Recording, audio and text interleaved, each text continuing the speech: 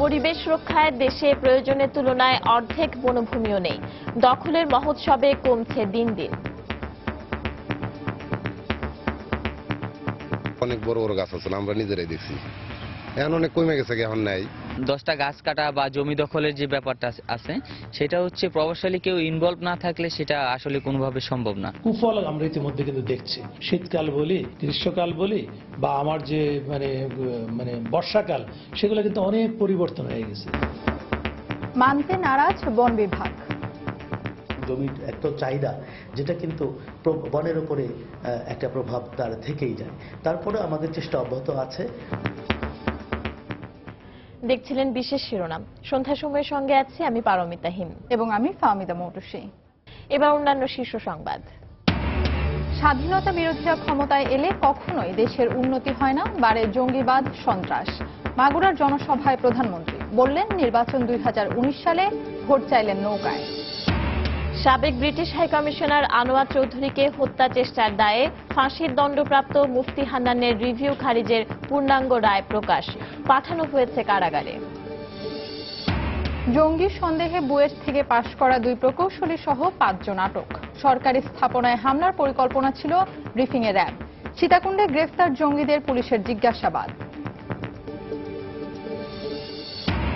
জাতীয় সংসদ নির্বাচনকে ঘিরে রোড ম্যাপ প্রণয়ন করছে ইসি।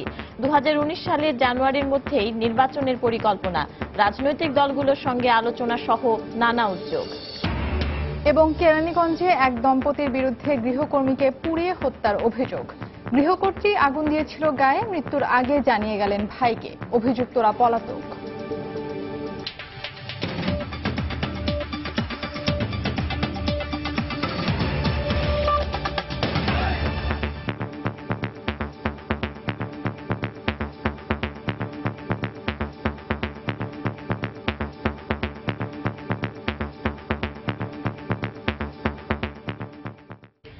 প্রধানমন্ত্রী শেখ হাসিনা বলেছেন, স্বাধীনতা বিরোধীরা ক্ষমতায় এলে কখনোই দেশের উন্নতি হয় না, বেড়ে যায় জঙ্গিবাদ, সন্ত্রাস।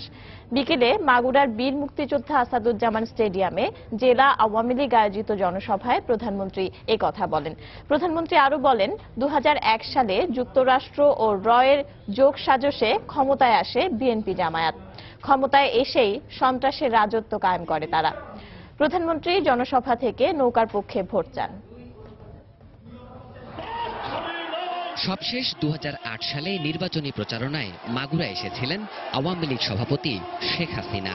দীর্ঘ 9 বছর পর মঙ্গলবার আবারও মাগুরায় এলেন প্রধানমন্ত্রী।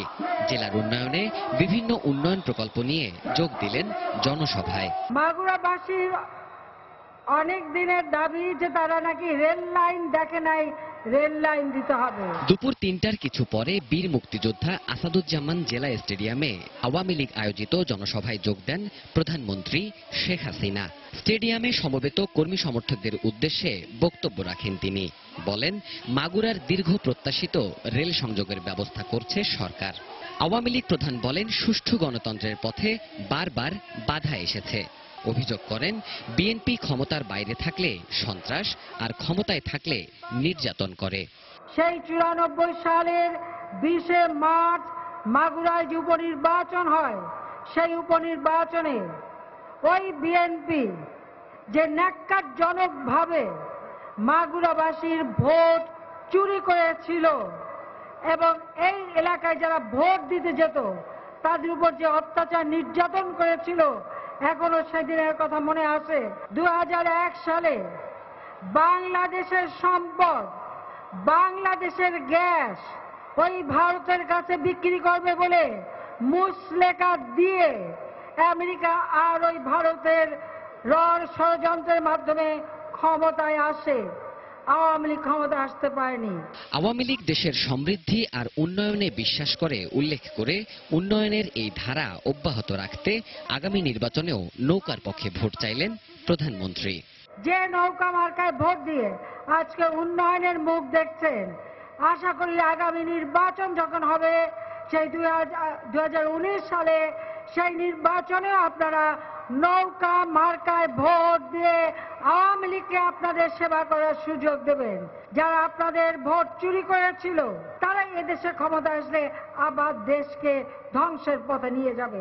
এর আগে জনসভা স্থল থেকেই ৩২৭ কোটি টাকার ১৯টি উন্নয়ন প্রকল্পের উদ্বোধন এবং ৯টি প্রকল্পের ভিত্তিপ্রস্তর স্থাপন করেন সরকার প্রধান। সরকারের ধারাবাহিকতা রক্ষায় আবারও প্রান্তিক জনগোষ্ঠীর কাছে আওয়ামী লীগ। দলীয় প্রধান শেখ হাসিনা মাগুরাবাসীর সামনে তুলে ধরলেন সামগ্রিক উন্নয়ন আর অগ্রগতির খতিয়ান। আগামী দিনে উন্নয়নের এই ধারাবাহিকতা বজায় রাখতে পরবর্তী নির্বাচনেও দলের পক্ষে সমর্থন চাইলেন, ভোট চাইলেন নৌকার পক্ষে। দেবাশিস রায়, সময় সংবাদ, মাগুরা। সরকারি স্থাপনায় হামলার পরিকল্পনা করছিল জেএমবির সারোয়ার তামিম গ্রুপের সদস্যরা। রাজধানীর বিভিন্ন এলাকা থেকে সংগঠনটির ৫ জনকে আটকের পর র্যাবের সংবাদ সম্মেলনে একথা জানানো হয়। র্যাব আরও জানায়, গ্রেফতারকৃতদের মধ্যে ২ জন বুয়েট থেকে পাশ করা প্রকৌশলী। তাদের কাছ থেকে উগ্রবাদী বই ও বিস্ফোরক উদ্ধার করা হয়েছে। খান মোহাম্মদ রুমেলের রিপোর্ট।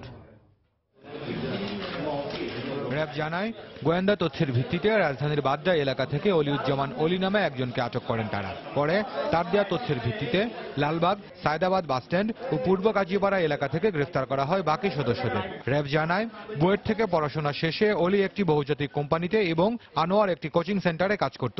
বুয়েটে পড়ার সময় বিভিন্ন বই পুস্তক, লিফলেট ও ইন্টারনেটের মাধ্যমে জঙ্গিবাদে আসক্ত হয় তারা। পরবর্তীতে ২০১৫ সালের শেষ দিকে জেএমবির সারোয়ার তামিম গ্রুপের সঙ্গে সম্পৃক্ত হয়। এছাড়া আবুল কাশেম ও সালেহ আহমেদ শীষ নামে ২ জন মাদ্রাসায় পড়াশোনা করেছে।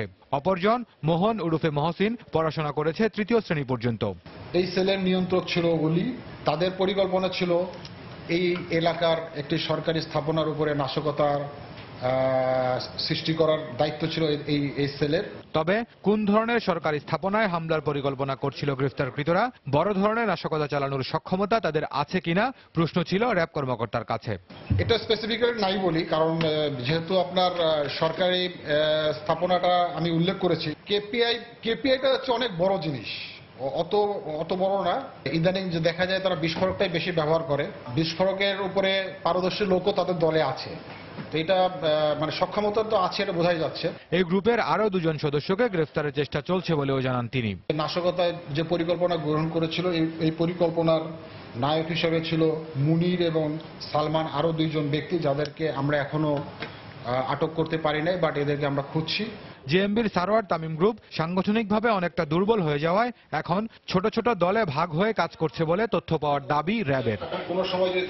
খান মোহাম্মদ রুমেল, সময় সংবাদ, ঢাকা। সীতাকুণ্ডে পুলিশের অভিযানে আটক জঙ্গিদের বান্দরবানের নাইক্ষ্যংছড়িতে বৌদ্ধ ভিক্ষু হত্যাকাণ্ডে গ্রেপ্তার দেখিয়ে জিজ্ঞাসাবাদ করছে পুলিশ। স্বজন ও স্থানীয়রা বলছেন, দীর্ঘদিন ধরেই তারা পরিবার বিচ্ছিন্ন এবং বৌদ্ধ ভিক্ষু হত্যার পর এলাকা ছাড়ে তারা। জঙ্গিদের জিজ্ঞাসাবাদে এ ব্যাপারে আরও তথ্য পাওয়া যাবে বলে জানান চট্টগ্রাম রেঞ্জের ডিআইজি। সুজাউদ্দিন রুবেলের তথ্য ও মোহাম্মদ ফরাজের ছবিতে ডেস্ক রিপোর্ট। গত বছর বান্দরবানের নাইক্ষ্যংছড়ি উপজেলার বাইশারীতে বৌদ্ধ ভিক্ষু হত্যা সহ 2টি হত্যাকাণ্ড ও পুলিশের উপর হামলার ঘটনায় জঙ্গিরা জড়িত থাকতে পারে বলে ধারণা করছিল পুলিশ। তবে কোন জঙ্গি সংগঠন বা কারাই ঘটনা ঘটিয়েছে সে বিষয়ে সুস্পষ্ট কোনো তথ্য ছিল না তাদের কাছে। কিন্তু কুমিল্লার চান্দিনা ও চট্টগ্রামের সীতাকুণ্ডের ঘটনার পর খুলতে শুরু করেছে রহস্যের জট। স্থানীয় লোকজন ও জনপ্রতিনিধি বলছেন, এলাকায় পরপর বড় 3টি ঘটনার পরই গা ঢাকা দেয় তারা। হাসান যিনি, তাকে বাগির নামে পরিচিত, সে এখানে পানের দোকান করতো। যখন আমরা পত্রিকা দেখতেছি, এর প্রত্যেকে আমাদের বিশ্বাস এরাই এই ঘটনা ঘটাতে পারে। চাকরির কথা বলে, পরিবারের মধ্যে চিকিৎসার কথা বলে এখান থেকে চলে গেছে। সেই দিন থেকে আর নাকি তাদের পরিবারের সাথে আমরা যোগাযোগ করলাম, সেখানে নাকি আর যোগাযোগ রাখে নাই পরিবারের সাথে। আগে তো আমরা বেশিরভাগ এখানকার মানুষকে আমরা সন্দেহ করতাম, কিন্তু না, পাশাপাশি বাইরের মানুষও এখানে আসা যাওয়া করতেছে। এক্ষেত্রে পরিবারের সদস্যরা জানায়, প্রায় 1 বছর ধরে পরিবার বিচ্ছিন্ন তারা। তবে কোথায় ছিল বা কোনো জঙ্গি সংগঠনের সাথে জড়িত ছিল কিনা সে বিষয়ে কিছুই জানতো না তারা। শাশুর বাড়ি বেড়াতে গিয়ে বাসের বেলা বলে গিয়ে বাসের 10 দিন তো হালিয়া নু আসুম বলে হয় নু আইয়ে তাকে বলে গেল, ওর আর কোনো খবর দেওয়ার রাখে নাই। তারপরে 7 মাস পরে ও একবার কল দিছিল। গত বুঝালতি আর দেখাপত্র নাই, সারা বলে হরে গিয়ে মা এখন হরে গেলে খবর নাই। বৌদ্ধ ভিক্ষু হত্যা রহস্য উন্মোচনের জন্য জহিরুল এবং আরদিনাকে এই হত্যা মামলায় গ্রেফতার দেখিয়ে রিমান্ডে জিজ্ঞাসাবাদের সিদ্ধান্ত নিয়েছে পুলিশ। এই যে জঙ্গি গ্রুপ এখানে ধরা পড়েছে, এরা বাইশারি এলাকায় কিছুদিন ছিল। তো ওই হত্যাকাণ্ডের সাথে এদের কোনো সম্পৃক্ততা আছে কিনা সেটা খুব ভালো করে যাচাই বাছাই করা হবে। গত বছরের ৩রা ফেব্রুয়ারি রাতে বাইশারী বাজারে পুলিশ সদস্যকে লক্ষ্য করে বোমা নিক্ষেপ, ১৩ই মে রাতে বাইশারীর দুর্গম এলাকায় বৌদ্ধ ভিক্ষু ধাম্মা ওয়াসাকে কুপিয়ে হত্যা ও ২৯ জুন রাতে বাইশারী বাজারের পাশে ধাবনখালী মারমাপাড়ায় আওয়ামী লীগ নেতা মংশৈল মারমাকে কুপিয়ে হত্যা করা হয়। সময় সংবাদ, কক্সবাজার। সাবেক ব্রিটিশ হাই কমিশনার আনোয়ার চৌধুরীকে হত্যা চেষ্টার দায়ে ফাঁসির দণ্ডপ্রাপ্ত জঙ্গি নেতা মুফতি হান্নানের রিভিউ আবেদন খারিজের পূর্ণাঙ্গ রায় প্রকাশিত হয়েছে। সকালে প্রকাশিত রায়ের এই কপি হাইকোর্ট হয়ে কারাগার ও সিলেটের বিচারিক আদালতে পাঠানো হয়। নিয়ম অনুযায়ী এখন শুধুমাত্র প্রাণভিক্ষার আবেদনের সুযোগ পাবেন মুফতি হান্নান, আর নিষ্পত্তি হলেই জেল কোড অনুযায়ী রায় কার্যকর করা হবে বলে জানিয়েছেন অ্যাটর্নি জেনারেল। হরকাতুল জিহাদ নেতা মুফতি হান্নান সহ ৩ জঙ্গির মৃত্যুদণ্ড বহাল রেখে সর্বোচ্চ আদালতের দেওয়া রায় পুনর্বিবেচনা চেয়ে দণ্ডিত ব্যক্তিদের করা আবেদন গত ১৯ মার্চ খারিজ করে দেন আপিল বিভাগ। এর দুদিন পরে মঙ্গলবার হাইকোর্টের ওয়েবসাইটে প্রকাশ করা হয় বিচারকদের স্বাক্ষর সম্বলিত ৫ পৃষ্ঠার রায়ের প্রতিলিপি।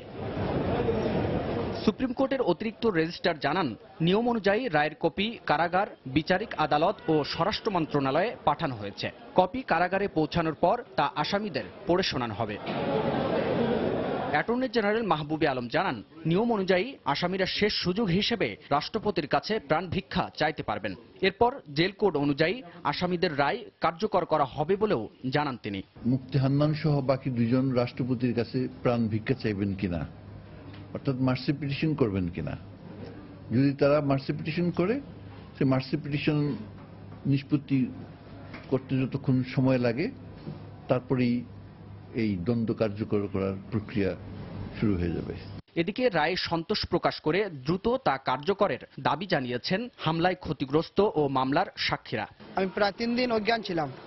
3 দিন অজ্ঞান থাকার পরে আমার মাথা স্পিন্টার, শরীরে স্পিন্টার, হাত অবশ, হাত স্পিন্টার, প্রায় 6 মাস চিকিৎসাধীন ছিলাম। আমি দাবি করি সরকারের কাছে, মাননীয় প্রধানমন্ত্রীর কাছে, যে ওই নরপশুদেরকে অবিলম্বে কার্যকর তাদের ফাঁসি দেওয়া হোক। ২০০৪ সালের ২১শে মে সিলেটের হযরত শাহজালাল রহমাতুল্লাহ আলাইহের মাজারের প্রধান ফটকের কাছে গ্রেনেড হামলায় আনোয়ার চৌধুরী সহ বেশ কয়েকজন আহত হন। নিহত হন পুলিশের 2 কর্মকর্তা সহ 3 জন। ২০০৮ সালের 23 ডিসেম্বর সিলেটের দ্রুত বিচার ট্রাইব্যুনাল মামলার রায় ঘোষণা করেন। হাবিবুল ইসলাম হাবিব, সময় সংবাদ, ঢাকা। সন্ধ্যার সময় আরো থাকছে। গাইবান্ধা 1 আসনের উপনির্বাচনের ভোট সামগ্রী পৌঁছে গেছে কেন্দ্রে কেন্দ্রে। কুমিল্লা সিটি নির্বাচনে আওয়ামী লীগ প্রার্থীর 29 দফা ইশতেহার ঘোষণা।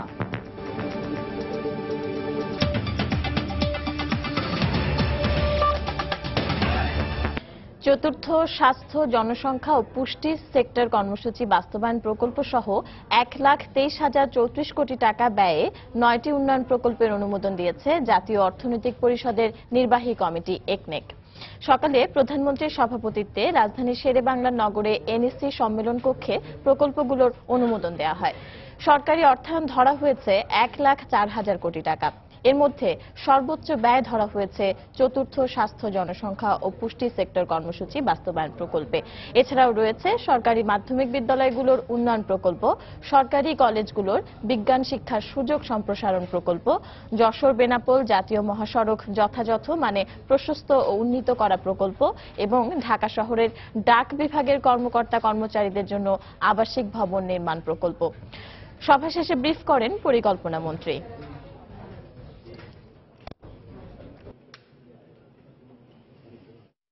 বিএনপি চেয়ারপারসন বেগম খালেদা জিয়ার সাথে সৌজন্য সাক্ষাৎ করেছেন কানাডিয়ান হাই কমিশনার বেনোয়েট পিয়েরে ল্যারমি। বিকেল 4:30টায় বিএনপি চেয়ারপারসনের গুলশান কার্যালয়ে এ সৌজন্য সাক্ষাৎ হয়। এ সময় বিএনপি মহাসচিব মির্জা ফখরুল ইসলাম আলমগীর, স্থায়ী কমিটির সদস্য আমির খসরু মাহমুদ চৌধুরী, চেয়ারপারসনের পররাষ্ট্র উপদেষ্টা রিয়াজ রহমান উপস্থিত ছিলেন। বৈঠকে দ্বিপক্ষীয় বিভিন্ন বিষয় নিয়ে কানাডার হাই কমিশনারের সাথে আলোচনা হয়। এছাড়া সমসাময়িক রাজনৈতিক বিষয়েও আলোচনা করেন বেগম জিয়া। জঙ্গিবাদ ইস্যুতে বিএনপি মহাসচিব সহ শীর্ষ নেতারা উস্কানিমূলক বক্তব্য দিচ্ছেন বলে অভিযোগ করেছেন 14 দলের মুখপাত্র স্বাস্থ্যমন্ত্রী মোহাম্মদ নাসিম।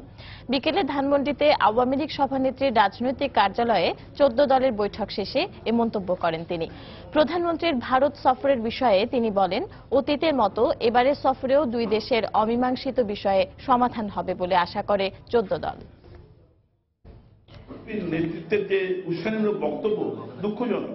মনে হচ্ছে জঙ্গিদের জন্য তাদের দরদ উঠলে উঠছে, জঙ্গির যে সম্পর্ক তারা নতুন করে প্রমাণ করছে এই ধরনের উস্কানিমূলক বক্তব্যের মাধ্যমে।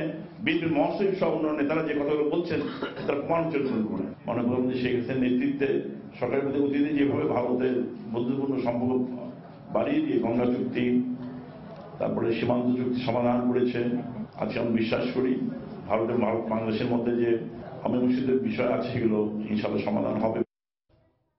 প্রধানমন্ত্রীর আসন্ন ভারত সফরে প্রস্তাবিত প্রতিরক্ষা চুক্তি থেকে জনগণের দৃষ্টি ভিন্ন দিকে নিতেই বর্তমান সরকার জঙ্গিবাদের কৌশল অবলম্বন করেছে বলে অভিযোগ করেছেন বিএনপির সিনিয়র যুগ্ম মহাসচিব রুহুল কবির রিজভী আহমেদ। তিনি বলেন, সরকারের রহস্যময় আচরণের কারণেই দেশ থেকে জঙ্গিবাদ দূর হচ্ছে না। সকালে নয়াপল্টনে দলের কেন্দ্রীয় কার্যালয়ে সংবাদ সম্মেলনে একথা বলেন তিনি। আচরণের কারণেই জঙ্গিবাদ এদেশ থেকে নির্মূল হচ্ছে না। প্রধানমন্ত্রীর ভারত সফরের প্রাক্কালে প্রস্তাবিত প্রতিরক্ষা চুক্তির প্রতিবাদে সারা দেশ যখন ফুঁসে উঠছে, ঠিক তখনই আবারও দেশব্যাপী রক্তাক্ত জঙ্গি তৎপরতা প্রস্তাবিত প্রতিরক্ষা চুক্তির বিষয়ে মানুষের দৃষ্টিকে ভিন্ন খাতে প্রবাহিত করার কৌশল হিসেবে দেখছে জনগণ। আগামী জাতীয় সংসদ নির্বাচনকে সামনে রেখে পরিপূর্ণ পরিকল্পনা সম্বলিত একটি রোড ম্যাপ প্রণয়ন করতে যাচ্ছে নির্বাচন কমিশন। 2018 সালের ডিসেম্বর থেকে 2019 সালের জানুয়ারি মাসের মধ্যেই নির্বাচন করা প্রয়োজন হবে এমন ধরে নিয়ে প্রস্তুতি নিচ্ছে সংস্থাটি। কমিশনের পক্ষ থেকে জানানো হয়েছে, সীমানা জটিলতা, রাজনৈতিক দলের নিবন্ধন, ভোটার তালিকা হালনাগাদ ও নির্বাচন পদ্ধতি সংক্রান্ত সকল বিষয়ে সুস্পষ্ট দিক নির্দেশনা থাকবে প্রস্তাবিত রোড ম্যাপে। বেলায়েত হোসাইনের রিপোর্ট। 2008 সালের নবম জাতীয় সংসদ নির্বাচনকে সামনে রেখে সর্বপ্রথম রোডম্যাপ প্রণয়ন করেছিল এটিএম শামসুল হুদার নেতৃত্বাধীন নির্বাচন কমিশন। তার আগেও পরে অনুষ্ঠিত নির্বাচনগুলোতে চেকলিস্ট তৈরি করা হলেও পূর্ণাঙ্গ রোডম্যাপ দেয়নি কোনো কমিশন। এরই মধ্যে বর্তমান সংসদের মেয়াদ অতিক্রম করেছে 3 বছর। সেই হিসাবে 2018 সালের ডিসেম্বর কিংবা 19 সালের জানুয়ারি মাসে হতে পারে একাদশ সংসদ নির্বাচন। এমন লক্ষ্যে দ্বিতীয়বারের মতো একটি পূর্ণাঙ্গ নির্বাচনী পরিকল্পনা প্রণয়ন করতে যাচ্ছে বর্তমান নির্বাচন কমিশন। ডিসেম্বর অথবা জানুয়ারিতে এই নেক্সট যে নির্বাচনটা এটা আমরা করার এখন পর্যন্ত এই ধরনের আলোচনাই আছে। আমাদের একটা রোড ম্যাপ হচ্ছে আর কি, তারপর আমরা হয়তো সেটা কমিশনের কাছে আসলে আমরা কমিশন আবার সেটা নিয়ে আলোচনা করবে। যদি আরো কিছু সেখানে সংযোজন বা বিয়োজন করার প্রয়োজন হয় তাহলে সেটাও কমিশন করবে। প্রস্তাবিত এই রোড ম্যাপে রাজনৈতিক দলগুলোর সাথে আলোচনা, প্রয়োজনীয় আইন সংশোধন সহ থাকছে গুরুত্বপূর্ণ অনেক বিষয়। তবে সেনা মোতায়েনের কোনো পরিকল্পনা আপাতত না থাকলেও প্রস্তুতি থাকবে কমিশনের। সব দলকে নিয়ে আলোচনা করতে চাই এরকম একটা চিন্তা ভাবনা আমাদের আছে। সুষ্ঠু নির্বাচন দেওয়ার প্রয়োজনে আইনের কিছু সংস্কার করার প্রয়োজনীয়তা আছে। আইন যদি সংস্কার করতে হয় আইন সংস্কার করা হবে। সেনা যাতে আমরা তাৎক্ষণিকভাবে ব্যবহার করতে পারি সেই প্রস্তুতিটা থাকবে, কিন্তু প্রয়োজন না হলে আমরা ব্যবহার করব না। পরিকল্পনায় রাখা সময়ের মধ্যেই পদক্ষেপগুলো সম্পন্ন করার পরামর্শ সাবেক এই নির্বাচন কমিশনারের। নির্বাচন কমিশন যে একটা রোডম্যাপ করতে যাচ্ছে এটা অত্যন্ত প্রশংসনীয় উদ্যোগ। তার কারণ হলো জনগণও জেনে যাবে যে কতদিনের মধ্যে কোন কোন কাজটা সম্পন্ন হতে যাচ্ছে, এবং নির্বাচন কমিশনও একেবারে তৎপর থাকবে যে আমাকে এই কাজটা এই সময়ের মধ্যে করে ফেলতে হবে। না হলে পরে গিয়ে সবকিছু একত্রে একটা সাংঘাতিক ধরনের গন্ডগোল সৃষ্টি হয়ে যায়। রোডম্যাপ প্রণয়নের আগে এবং পরে সংশ্লিষ্ট মহলগুলোর সঙ্গে আলোচনা করা যেতে পারে বলেও মত এই বিশ্লেষকের। পুনর্নির্ধারণ একবার হয়। বেলায়েত হোসাইন, সময় সংবাদ, ঢাকা। সন্ধ্যার সময় আরো থাকছে। আবারও আইসিসির 3 ফরম্যাটে অলরাউন্ডার র্যাঙ্কিং এর শীর্ষে সাকিব আল হাসান। অবস্থান অপরিবর্তিত থাকলেও কলম্বো টেস্ট জয়ে 5 রেটিং বেড়েছে বাংলাদেশের।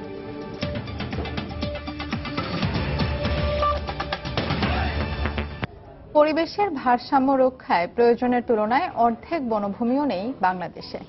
যা আছে তার বেশিরভাগই আবার রয়েছে ধ্বংসের ঝুঁকিতে। যদিও বন অধিদপ্তরের দাবি প্রতিনিয়ত বাড়ছে বন, তবে আকৃতিগত দিক থেকে তা দৃশ্যমান নয়। সংশ্লিষ্টরা বলছেন, কর্তৃপক্ষের যোগসাজশে চলা দখলের মহোৎসব এবং বিভিন্ন উন্নয়ন প্রকল্পের নামে বরাদ্দ দেয়ায় দিন দিন সংকুচিত হচ্ছে বনভূমি, আর এতে বিঘ্নিত হচ্ছে ঋতুচক্র, যা হুমকির মুখে ফেলছে জীববৈচিত্র্যকে। বিস্তারিত সাদিয়া আফরিনের রিপোর্টে, ক্যামেরায় ছিলেন শহীদুল ইসলাম হীরা। গাজীপুর। 1 দশক আগেও এই জেলার 2/3 জুড়েই ছিল শাল গজারির বন, যার বর্তমান চিত্র সম্পূর্ণই ভিন্ন। বন উজাড় করে নির্মাণ করা হচ্ছে শিল্প কারখানা সহ নানা স্থাপনা। সেই কারখানার বর্জ্য আবার ফেলা হচ্ছে বনের ভেতরেই। অন্যদিকে সাইনবোর্ড আর সীমানা প্রাচীর দিয়ে চলছে দখলের মহোৎসব। প্রভাবশালী কেউ ইনভলভ না থাকলে সেটা আসলে কোনোভাবে সম্ভব না। এখন অনেক কমে গেছে, এখন নাই। এখন আপাতত ওই হিসাবে এগুলা খুশি, বড় গাছ এখন নাই। ধরেন 1 বিঘা, সেখান থেকে ওই বছরে বছরে অল্প অল্প কিছু কাটতে কাটতে যাওয়া হয়। রাস্তাঘাট তো ছিলই না, এখানে প্রচুর বানর ছিল, হরিণ ছিল।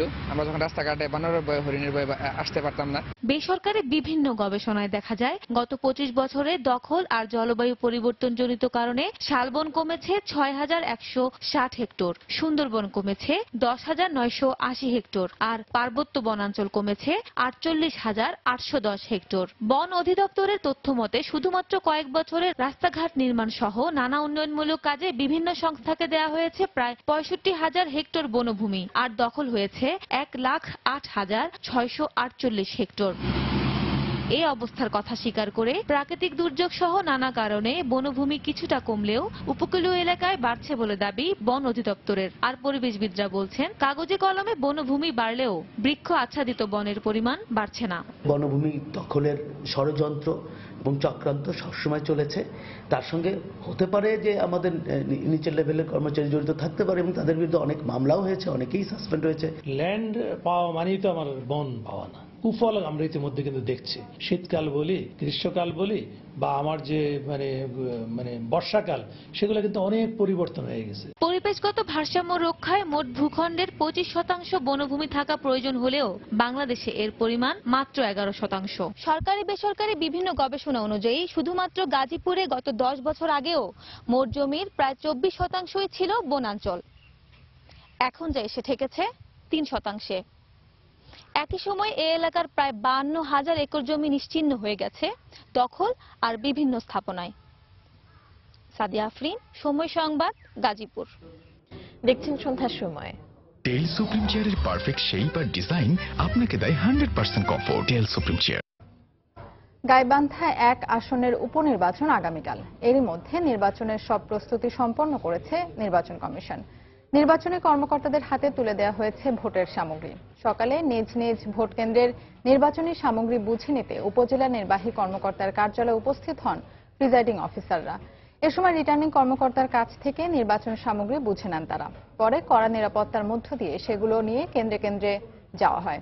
সুন্দরগঞ্জে ভোটার রয়েছেন 3,33,426 জন। 2016 সালের 31 ডিসেম্বর সংসদ সদস্য মঞ্জুরুল ইসলাম লিটন হত্যাকাণ্ডের পর এই আসনটি শূন্য হয়।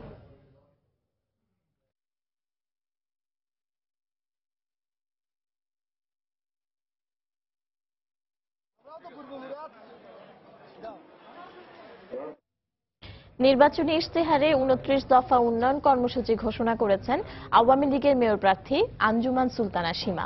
সকালে জেলা আওয়ামী লীগের কার্যালয়ে নির্বাচনী প্রতিশ্রুতি তুলে ধরেন তিনি। ইশতেহারে কুমিল্লাকে যানজট ও জলাবদ্ধতা মুক্ত পরিচ্ছন্ন নগরী হিসেবে গড়ে তোলার উপর গুরুত্ব দেওয়া হয়েছে। নগরের অসহনীয় যানজট নিরসনে জনসচেতনতা বৃদ্ধি, সংশ্লিষ্ট প্রতিষ্ঠান ও আইন শৃঙ্খলা রক্ষাকারী বাহিনীর সাথে সমন্বয় করে প্রয়োজনীয় ব্যবস্থা গ্রহণ করব। প্রয়োজনে ফ্লাইওভার, ফুটওভার, ব্রিজ নির্মাণ করা হবে। ফুটপাত সমূহ জনগণের চলাচল উপযোগী করা হবে। জনগণের সেবক হবার ব্রত নিয়েই আমি এই নির্বাচনে অংশ নিচ্ছি। জনগণের সেবক হতে চাই, শাসক হতে চাই না। ভেজাল খাদ্য উৎপাদনকারী প্রতিষ্ঠানের বিরুদ্ধে কঠোর ব্যবস্থা নেওয়ার হুঁশিয়ারি দিয়েছেন খাদ্যমন্ত্রী অ্যাডভোকেট কামরুল ইসলাম। সকালে রাজধানীর খাদ্য ভবনে ঝুঁকি ভিত্তিক খাদ্য পরিদর্শন বিষয়ক প্রশিক্ষণ কর্মশালায় বক্তব্য রাখেন তিনি। অতি মুনাফার লোভে জনগণের সঙ্গে প্রতারণা করলে কোনোভাবেই ছাড় পাবে না বলে হুঁশিয়ারি করেন তিনি। এ সময় তিনি আরো বলেন, উন্নত বিশ্বের মতো বাংলাদেশেও খাদ্য নিরাপত্তা নিশ্চিতের জন্য সব ধরনের ব্যবস্থা নিচ্ছে বর্তমান সরকার। খাদ্য উৎপাদনকারী বড় বড় প্রতিষ্ঠান যারা জেগে ঘুমায়, যারা ইচ্ছে করে নিরাপদ খাদ্যর ব্যবস্থা না করে তাদের অতি মুনাফা লোভের জন্য কাজ করে, প্যাকেটজাত করছে, যারা বাজারজাত করছে খাদ্য অতি মুনাফার লোভ, তাদেরকে তো ছাড় দেওয়ার কোনো প্রশ্ন ওঠে না। তাদের বিরুদ্ধেও আমাদের বিধিমালা তৈরি হচ্ছে। সেই সমস্ত প্রতিষ্ঠানকে আমরা কোনো অবস্থাতেই ছাড় দেব না। তাদের বিরুদ্ধে আমাদের পদক্ষেপ গ্রহণ করতে হবে। উন্নত দেশে খাদ্য নিরাপত্তার যে বিধান থাকে বাংলাদেশে এই বিধান, এই রকম ব্যবস্থাই বাংলাদেশ বর্তমান সরকার করতে যাচ্ছে। সেই টার্গেট নিয়ে কিন্তু আমাদের কর্মসূচি আমরা এগোচ্ছি। আমাদের ভ্রাম্যমাণ ল্যাব হবে, আমাদের 8টি বিভাগে 8টি ল্যাব হবে, সবকিছু কিন্তু আমরা আস্তে আস্তে করে ফেলবো। যেভাবে এগোচ্ছে তাতে করে আমরা এই 1 বছরের মধ্যে ইনশাল্লাহ এই কাজগুলো আমরা করতে সক্ষম হব। রাজধানীর দক্ষিণ কেরানীগঞ্জে ফাতেমা আক্তার নামে এক গৃহকর্মীকে আগুনে পুড়িয়ে হত্যার অভিযোগ উঠেছে এক দম্পতির বিরুদ্ধে। মৃত্যুর আগে ভাইয়ের মুঠোফোনে নির্যাতনের লোমহর্ষক বর্ণনা দিয়ে গেছে ফাতেমা। এ ঘটনার পর থেকে পলাতক রয়েছে অভিযুক্তরা। জড়িতদের বিরুদ্ধে আইনগত ব্যবস্থা নেওয়ার কথা জানিয়েছে পুলিশ। মংলা প্রতিনিধি মাহমুদ হাসানের পাঠানো তথ্য ছবি নিয়ে ডেস্ক রিপোর্ট।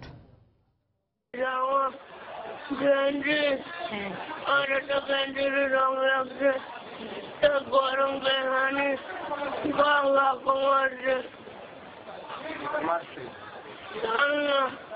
মৃত্যুর আগে এভাবেই স্বজনদের কাছে নির্যাতনের বর্ণনা দিয়েছিলেন ফাতেমা আক্তার। টানা 5 দিন খুলনা মেডিকেল কলেজ হাসপাতালে চিকিৎসাধীন থাকার পর মঙ্গলবার সকালে মারা যান ফাতেমা। স্বজনদের অভিযোগ, গৃহকর্ত্রী সালমা প্রায়ই মারধর করত ফাতেমাকে। গত 16 মার্চ তুচ্ছ ঘটনাকে কেন্দ্র করে ফাতেমার শরীরে গরম পানি এবং কেরোসিন ঢেলে আগুন ধরিয়ে দেয় সে। পরে ফাতেমাকে লুকিয়ে খুলনা মেডিকেলে ভর্তি করে পালিয়ে যায় অভিযুক্ত দম্পতি।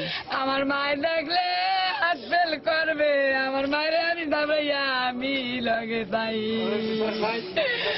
আমি বিচার চাই, ওর চাইও আমি বিচার চাই, আমার বোনের চাইও যেন ডবল হয়। জড়িতদের বিরুদ্ধে আইনগত ব্যবস্থা নেওয়া হবে বলে জানিয়েছে পুলিশ। যেহেতু ঘটনাস্থল দক্ষিণ কেরানীগঞ্জ থানা, আমি ওসি সাহেবের সাথে কথা বলেছি এবং তাদেরকে আমি আমার পুলিশ দিয়ে দক্ষিণ কেরানীগঞ্জ থানায় প্রেরণ করব আইনগত ব্যবস্থা গ্রহণের জন্য। 9 মাস আগে ঢাকার দক্ষিণ কেরানীগঞ্জের হাসনাবাদ এলাকায় জুট ব্যবসায়ী দেলোয়ারের বাসায় গৃহকর্মীর কাজ নিয়েছিলেন বাগেরহাটের মোংলাবন্দর এলাকার ফাতেমা আক্তার। সময় সংবাদ, মংলা।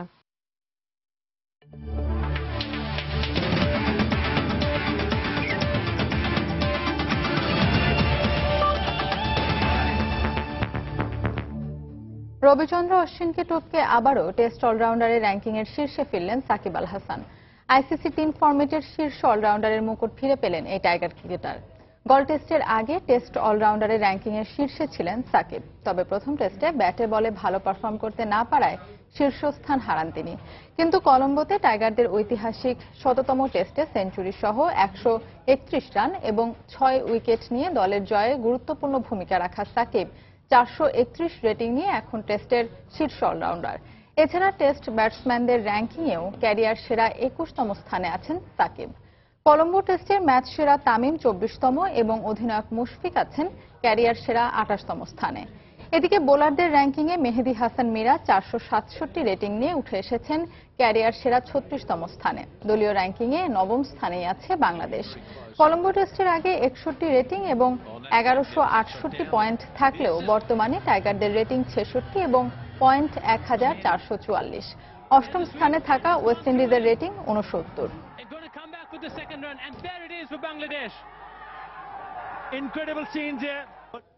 সন্ধ্যা সময়ের এ পর্যায়ে শীর্ষ সংবাদ জানিয়ে দিচ্ছি আরেকবার। স্বাধীনতা বিরোধীরা ক্ষমতায় এলে কখনোই দেশের উন্নতি হয় না, বাড়ে জঙ্গিবাদ, সন্ত্রাস। মাগুরার জনসভায় প্রধানমন্ত্রী বললেন নির্বাচন 2019 সালে, ভোট চাইলেন নৌকায়। সাবেক ব্রিটিশ হাই কমিশনার আনোয়ার চৌধুরীকে হত্যা চেষ্টার দায়ে ফাঁসির দণ্ডপ্রাপ্ত মুফতি হান্নানের রিভিউ খারিজের পূর্ণাঙ্গ রায় প্রকাশ, পাঠানো হয়েছে কারাগারে। জঙ্গি সন্দেহে বুয়েট থেকে পাশ করা 2 প্রকৌশলী সহ 5 জন আটক। সরকারি স্থাপনায় হামলার পরিকল্পনা ছিল ব্রিফিংয়ে র্যাব। সীতাকুণ্ডে গ্রেফতার জঙ্গিদের পুলিশের জিজ্ঞাসাবাদ। জাতীয় সংসদ নির্বাচনকে ঘিরে রোড ম্যাপ প্রণয়ন করছে ইসি। 2019 সালের জানুয়ারির মধ্যেই নির্বাচনের পরিকল্পনা, রাজনৈতিক দলগুলোর সঙ্গে আলোচনা সহ নানা উদ্যোগ। এবং পরিবেশের ভারসাম্য রক্ষায় দেশে প্রয়োজনের তুলনায় অর্ধেক বনভূমিও নেই। দখলের মহোৎসবে কমছে দিন দিন, মানতে নারাজ বন বিভাগ। দর্শক, এই ছিল সন্ধ্যার সময়। যে কোনো খবর পেতে ভিজিট করুন সময় নিউজ.টিভি। আর সঙ্গে থাকুন সময়।